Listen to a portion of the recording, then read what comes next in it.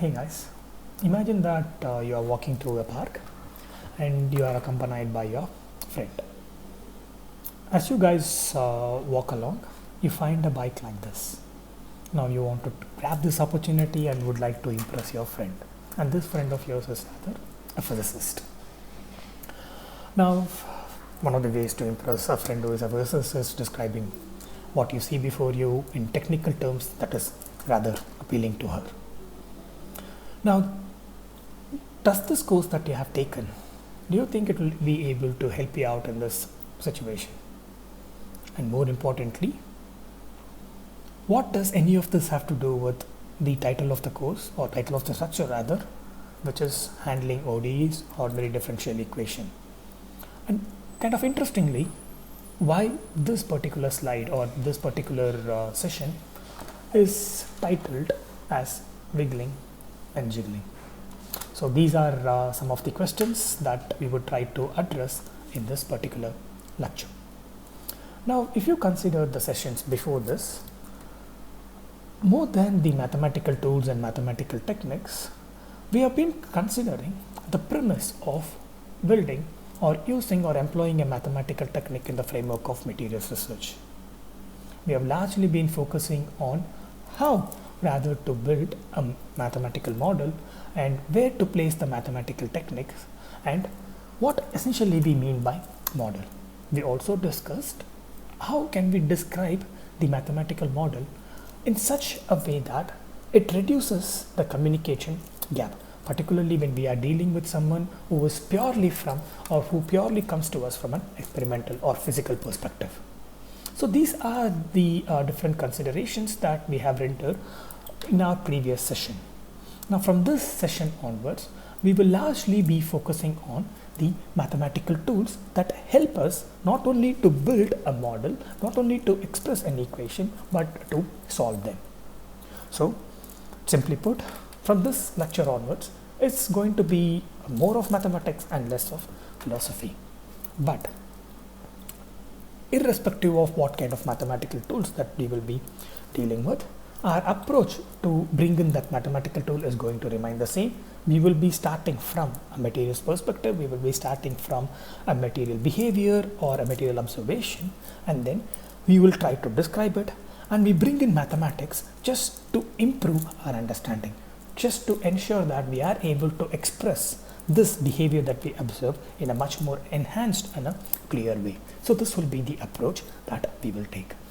In this context, given that this is going to be our approach, the behavior that we are interested in is something like this. Now, when you consider or when you walk along the path, there are several ways of describing this scene that is before you, this kind of deformed bike that is before you. Now, if this bike is yours, describing it technically would be the last thing that would cross your mind. So let's just get that out of the way. This bike is not yours. Let's assume that this bike is not yours. You find some random bike, and now all your intent is to describe it in such a way that your friend who is a physicist is impressed. Now, even in this case, when you have no emotional entanglement with this bike, even in such a case, it is possible for you to describe what you see before you in numerous ways. Of course, you can describe it as something that is no longer usable or need significant amount of change to reuse it. Or you can talk from something called as a macroscopic scale, that is the scale that is visible before you, that you can observe through your eye, and say that what I find is rather a bent wheel. So that is one way of describing what is before you. You can be a bit more technical, kind of zoom in, and in the scale of mesoscopic or in the microscopic, you can say that this particular wheel is rather strained. So what we mean by strained is there is some sort of a change that has happened to this wheel or this bike that is permanent. So when we talk about what we observe before us, this is basically the response of the material that constitute the wheel when a force has been imposed on it. So that is one way of describing it. When you are supposing as opposed to a physicist. If your friend happens to be a mechanical engineer, it is possible for us to describe what we observed before, or this thing, in terms of strain and permanent deformation. So what we essentially mean by those terms are, when you have a material and you impose a force on the material, which we call as a mechanical condition, this mechanical condition can introduce a change to that material. And now when you remove that mechanical condition, this change can get reversed, or the change can be permanent. When the change is reversed, we refer to it as an elastic change. And when the change is permanent, we refer to it as the plastic change, an elastic deformation or a plastic deformation. So these are the technical terms that you would use had it been your friend is a mechanical engineer instead of a physicist. So you started off by describing that the usability of this bike as it is, that will be in the macroscopic scale. You zoom in, you enter into the mesoscopic or the microscopic, you say that there is some sort of a strain, some sort of a plastic deformation that renders this bike rather unusable. Now it is also possible for us to zoom a bit more in and reach the atomistic scale, which for some reason the physicists are even more interested in. So we can start from the atomistic scale and we can describe the same behavior so that it is appealing to your friend. Now when you want to do that, when you want to describe what is happening before you, we don't want to use the terms like elastic behavior or plastic behavior. We don't want to use the terms like irreversible change or the reversible change. We don't want to use terms that are associated with the larger length scales. We want to zoom into the atomistic scale. One way to start is what actually has deformed in this particular cycle. Now it is rather self-evident that in this case what we observe is the wheel of the cycle is rather deformed. In this case the wheel of the cycle is rather deformed. And if you want to make this particular observation even more precise, this wheel comprises of two components. One is the metallic rim component, the other is the rubber wheel.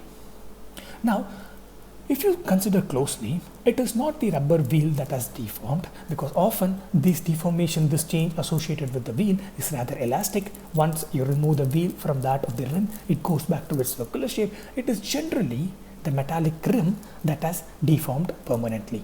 So that has changed its shape, which is called as deformation, permanently. Now, when you have an alloy, a metallic system that deforms permanently, it can very well be expressed from the atomistic perspective.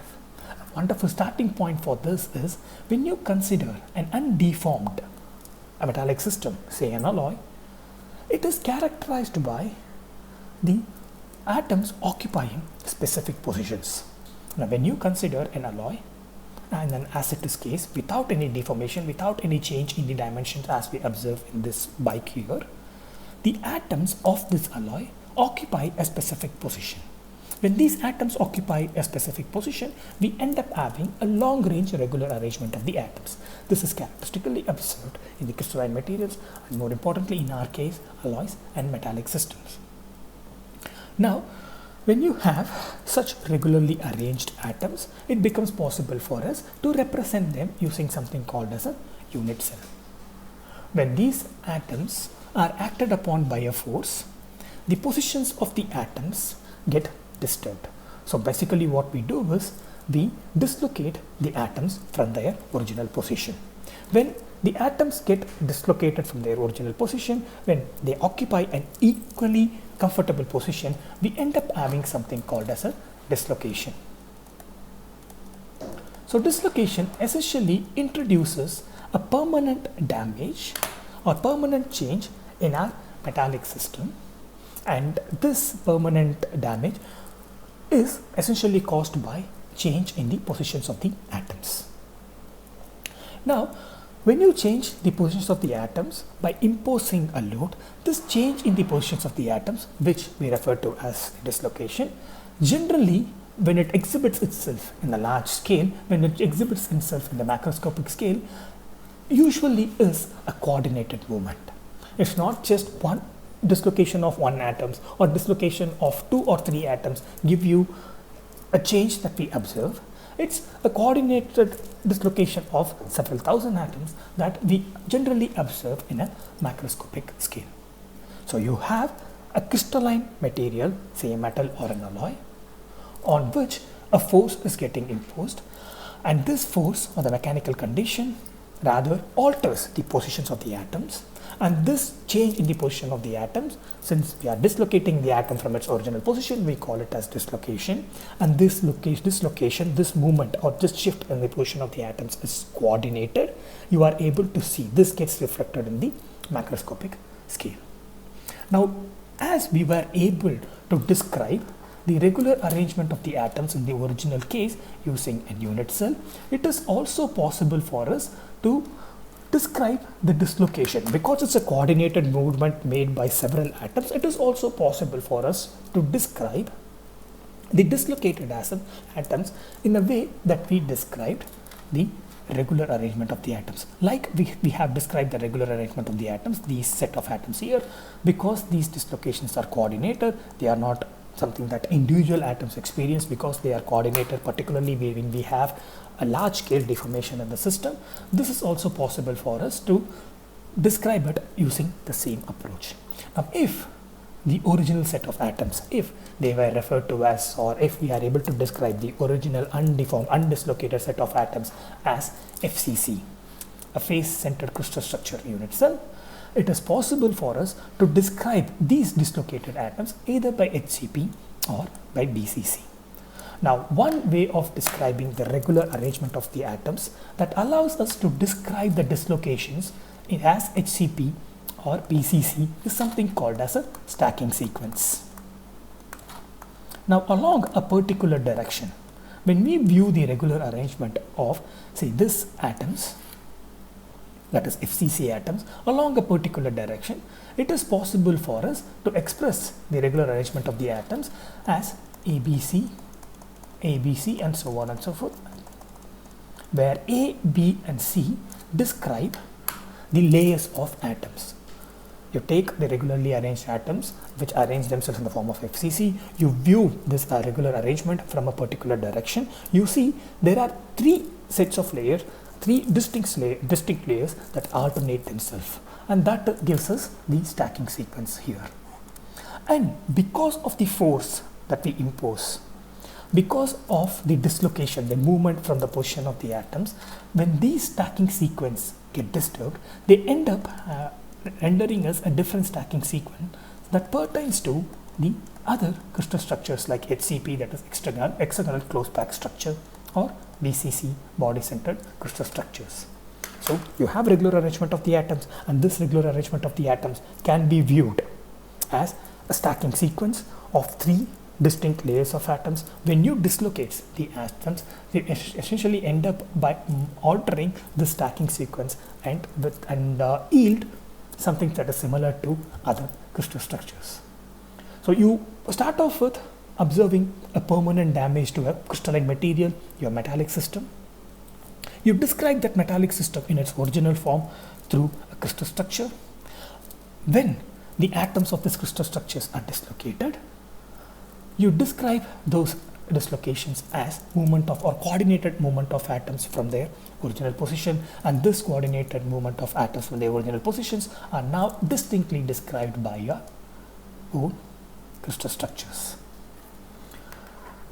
Now, basically what this essentially means is, when there is a change in the positions of the atoms, you observe a permanent deformation in your crystalline materials.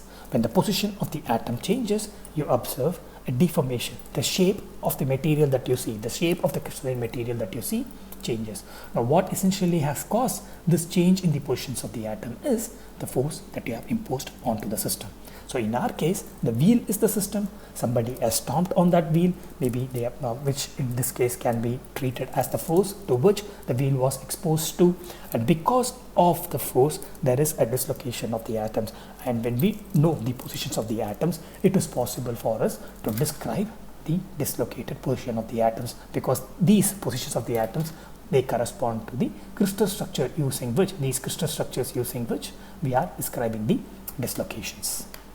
Now, even more interestingly, even in the absence of any external forces, the atoms themselves exist within the force field of their own. The atoms, when you consider two atoms, they are made up of subatomic particles which have charges associated with them.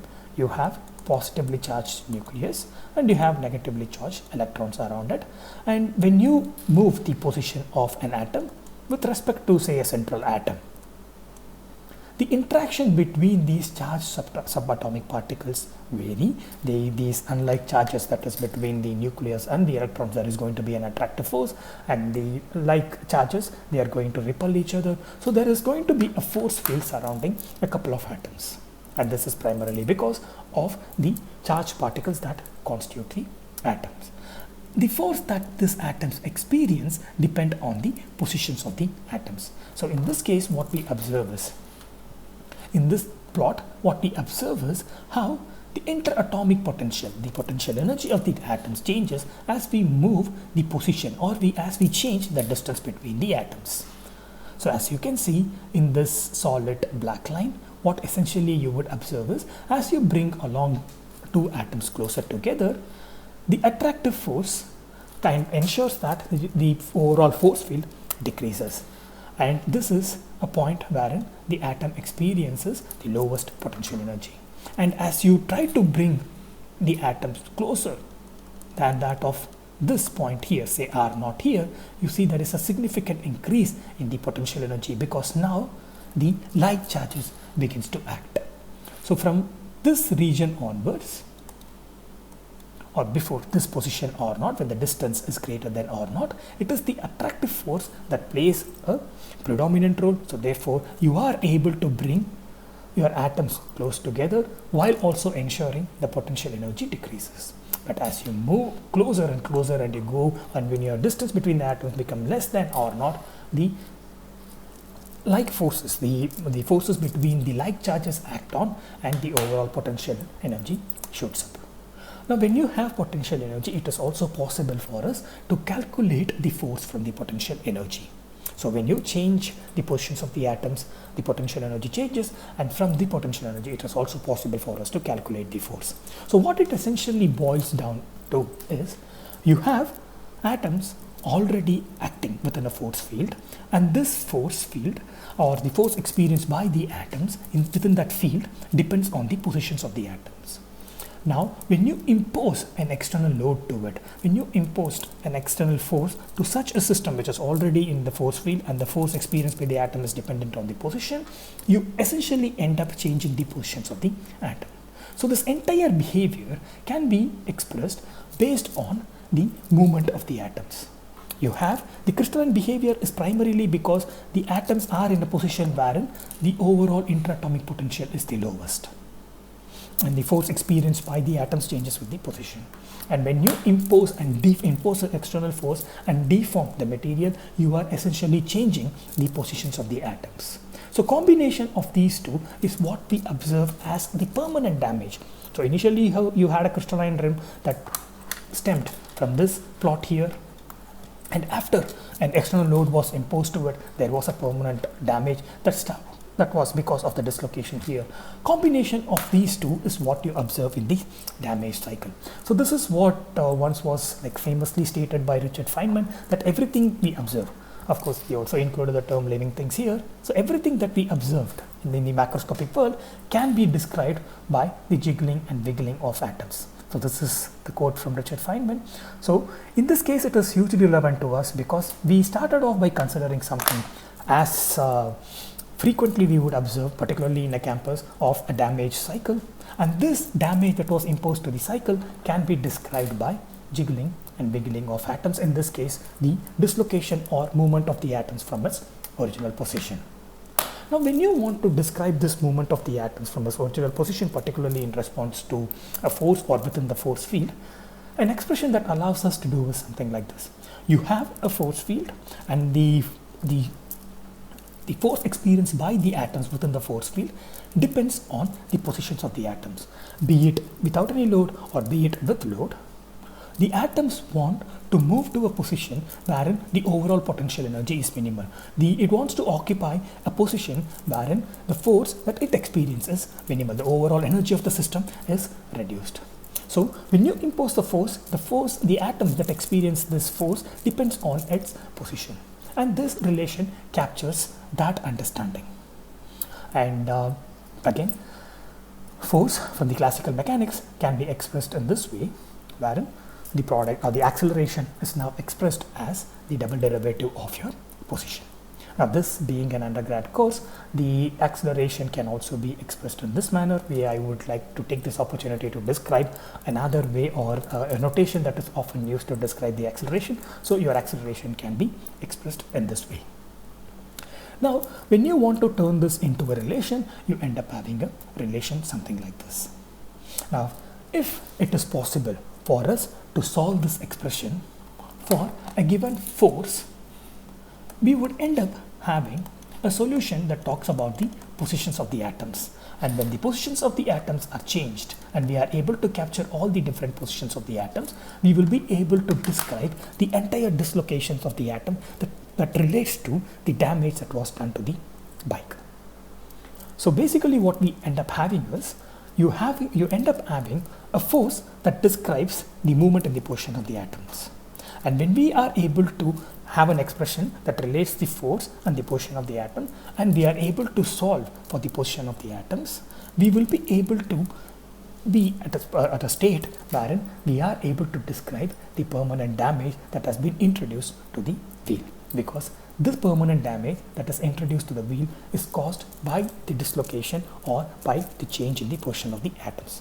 Force causes a change to the position of the atoms, but fortunately for us, this force already depends on the position of the atoms. So we are able to start off with a relation like this, and now we have changed the way we express the force into mass as mass into acceleration to classical mechanics, and now we have an expression, an ODE, a second order ODE in this case, which if we solve, we are able to describe the new positions of the atoms, and using which we will be able to describe the bent wheel that you see before you, or the permanent deformation that you observe in the wheel. So of course, yes, if taken seriously, this course can help you impress your physicist friend when you see a bike with a bent wheel. So now we have an expression, a second order ODE. So what we will do in the next session is we will try to bring in some tools that will help us solve this ODE in an elegant way. We will see ourselves in our next session. Goodbye, guys.